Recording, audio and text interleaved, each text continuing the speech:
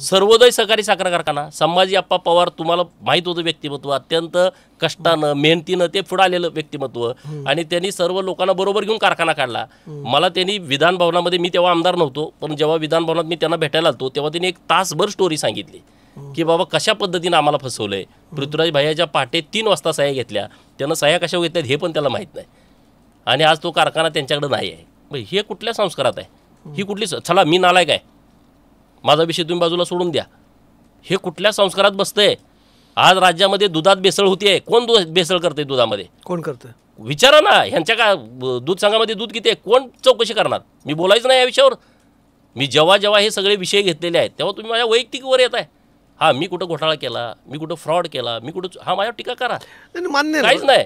परंतु तुम्ही माझा एखादा विषय घेऊन तुम्ही कशाला लपता या सगळ्या विषयामध्ये? या विषयावरती तुम्ही मला विचारा प्रश्न, त्यांना विचारा, समोरासमोर बोलवा, मी येतो चर्चेला. गोपीचंदजी, कसं आहे, 2 विषय तुम्ही मांडतायत ते मुद्दे.